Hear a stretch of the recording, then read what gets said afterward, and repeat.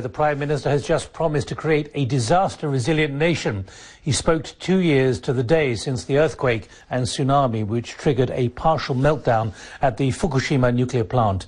Memorial services are being held across the country to remember 19,000 people who died. 2 years on, more than 300,000 people still cannot return to where they lived. Japan's emperor and empress made a rare public appearance to mark the somber occasion. They first paused and then bowed before a large memorial during a national ceremony in Tokyo. And then at 46 minutes after the hour, a moment of silence came at the exact time the earthquake struck.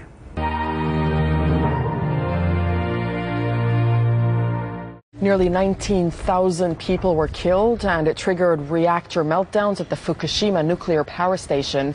Within the past hour, Japan's emperor has expressed his condolences for the victims and those who are still suffering.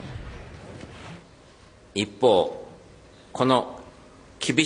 visiting the disaster-struck areas, I've seen the unrecoverable destruction.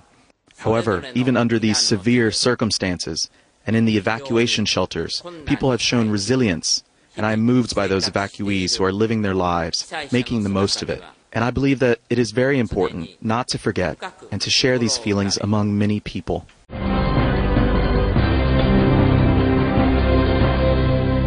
The magnitude 9 earthquake shook homes, offices, neighborhoods. The quake triggered another danger offshore. Tsunami waves more than 10 meters high slammed into the coast and brought down buildings all along it. The disasters triggered another inside Fukushima Daiichi. Eventually, reactors at the nuclear plant melted down. In all, government officials say 20,851 people were either killed or are listed as missing. That number includes those who died during or after the evacuation. Government figures show that as of last month, about 315,000 people were still living in temporary housing with relatives or in other impermanent situations. Authorities plan to build more than 23,000 public housing units for those who cannot rebuild their homes. But as of last month, workers had only completed 84. Crews working on decontaminating cities and towns have faced delays too.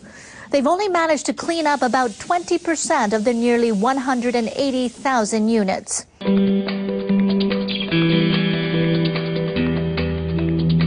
Thousands gathered in Tokyo on Sunday to protest against the continuation of nuclear power. In the disaster, 3 reactors of the Fukushima nuclear plant melted down in the world's worst atomic accident since Chernobyl in 1986.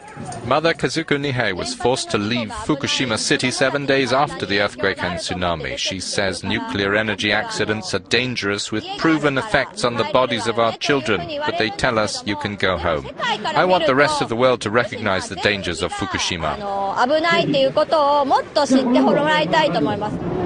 The reconstruction budget has been boosted. Memorial speeches by politicians evoked pledges of a better future.